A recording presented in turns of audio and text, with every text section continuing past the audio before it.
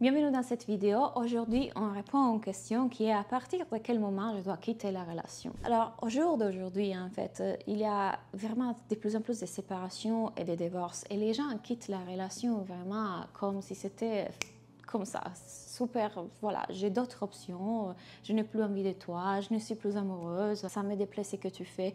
Et en fait, dans cette vidéo, je vais vraiment aller en profondeur sur quelles sont les vraies raisons qu'on devrait prendre en compte de quitter une relation et quelles sont des choses qui finalement sont superficielles et qui au contraire, si on écoute, parce que ce sont des activations de notre cerveau et nous empêchent de faire un travail qui est merveilleux et profond, que cette personne qui est en face de nous est juste en train de nous mettre en face comme un miroir.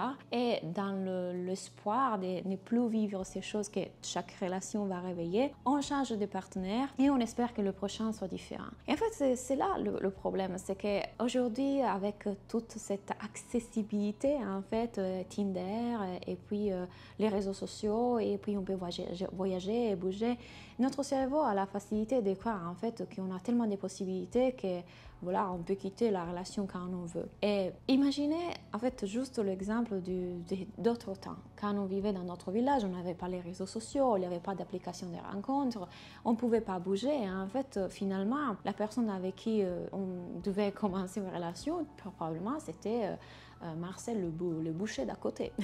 Parce que finalement, les options étaient ce qu'elles sont. Mais comment ça s'est fait qu'en fait, ces personnes-là d'autre temps vivaient des mariages qui duraient vraiment 50, 60 ans et plus? Qu'est-ce qui a fait en fait que ces personnes ne divorçaient pas? En fait, certains peuvent dire parce que du coup, ils s'obligeaient à se faire aller bien certaines choses, parce que du coup, justement, parce qu'il n'avait pas d'autres possibilités, voilà, ils baissaient la tête et restaient dans une relation, même s'ils n'étaient pas heureux, etc. Mais moi, je vais juste vous inviter à regarder les choses de notre côté avec une autre perspective, parce que oui, ceci peut être une réalité, mais l'autre réalité, en fait, c'est que l'amour est un choix. Et quand on choisit d'être avec quelqu'un, on choisit de l'aimer. L'amour n'est pas quelque chose qui disparaît comme ça. L'amour n'est pas quelque chose, en fait, qui est venu, parce que l'amour n'est pas une émotion. Donc, quand on décide de s'engager avec quelqu'un, on sait aussi que cette personne, inévitablement, nous mettra en face à des démons, des blessures, des traumas, des parties de nous cachées. Le problème, c'est que la plupart des gens ne comprennent pas, en fait, qu'on fait une projection.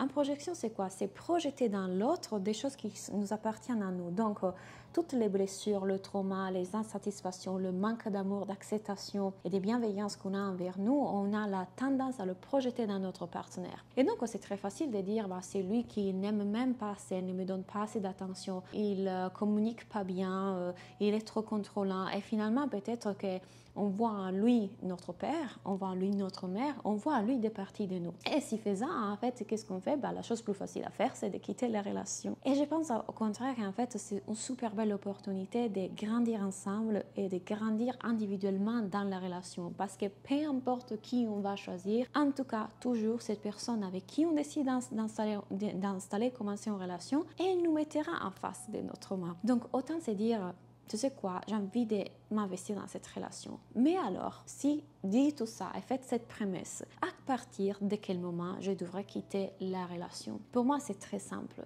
Du moment dans lequel vous êtes dans une relation abusive, bien évidemment, mais vous savez, je ne m'adresse pas à des personnes qui vivent une relation abusive. Du moment dans lequel l'autre personne n'est pas en train de faire un travail personnel aussi, donc un travail intérieur. Je le dis pourquoi? Parce qu'en fait, on a tous des blessures, on a tous des traumas et on a tous un parcours difficile en fait. Si vous êtes la seule personne dans le couple qui est en train de faire tout ce travail, ça va être très difficile en fait de continuer la relation, en tout cas de que ça fonctionne si l'autre n'est pas en train d'explorer aussi ses traumas à lui et ses blessures à lui. Donc parfois, continuer une relation avec une personne qui n'est pas en train de faire ce processus individuel, ça va être très compliqué. Du moment dans lequel il n'y a pas une communication honnête et respectueuse. Or, ceci peut toujours changer, donc on peut toujours y travailler. Si vous voyez en fait et vous êtes prête, les deux, de travailler sur votre communication, l'honnêteté, le respect dans votre communication, les choses peuvent changer.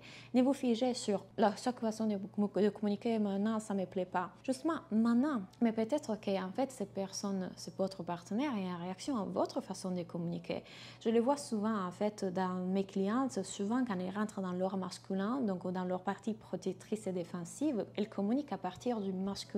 Et ça, les hommes n'apprécient pas du tout parce que du coup, ils les voient eux dans leur protection et ils ont difficulté du coup à se rendre vulnérables, de subir émotionnellement avec une femme qui finalement il trouve agressive, ou en tout cas dans son masculin. Et ce n'est pas du tout une chose intentionnelle de la part de beaucoup de femmes, mais c'est qu'en fait c'est une protection, une partie intérieure. Vous savez que je travaille en thérapie avec les différentes parties, le système familial et les différentes parties. Donc peut-être une partie qui est protectrice, donc la colère par exemple, elle ressorte. Et du coup, forcément, un homme ne sera pas en mesure d'être vulnérable avec vous. Donc, plutôt que blâmer l'autre, c'est toujours aussi aller se dire si l'autre réagit comme ça, c'est parce qu'il y a aussi une dynamique, qu'est-ce que moi je suis en train de faire. Mais donc, travailler sur ça, essayer d'inviter l'autre aussi à travailler sur ça, mais du moment dans lequel en fait vous voyez que les choses n'avancent pas ou que c'est vraiment compliqué, vous n'arrivez pas à une entente, peut-être que ça serait un de ces cas dans lequel quitter la relation pourrait être une des options. Mais encore une fois, ça ne veut pas dire qu'après 3 mois, vous allez y arriver. C'est un travail, ça peut prendre un an. Donc, quand on décide d'aimer, on s'engage, on s'investit, on choisit d'aimer quelqu'un. Autre chose, c'est quand vous avez une vision du monde, de la réalité, de la vie différente. Imaginez que vous voulez des enfants et lui pas.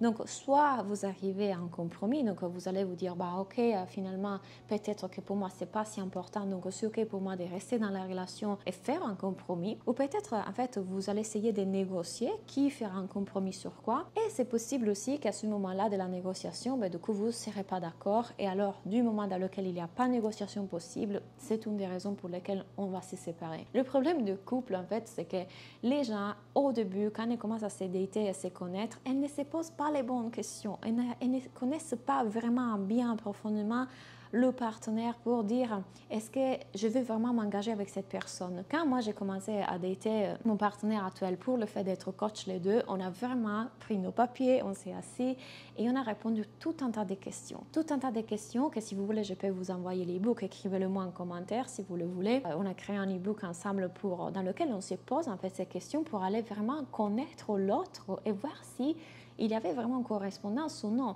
Parce qu'en fait, vous ne pouvez pas juste dire « Ah ben oui, s'il y a l'amour, il y a l'amour ». Parce qu'encore une fois, l'amour est une action, une décision, pas un choix, pas une émotion. Donc, ce n'est pas juste le tomber en amour qui compte ici, c'est aussi comment on voit la vie, si on voit la vie pareil, si on a la même vision de vie, si en fait on a une bonne entente, etc. Or, attention, la plupart des gens pensent donc qu'on doit quitter la relation quand on n'aime pas les mêmes choses. Lui, il n'aime pas la même musique que moi, il n'aime pas la même maison que moi, le même style design.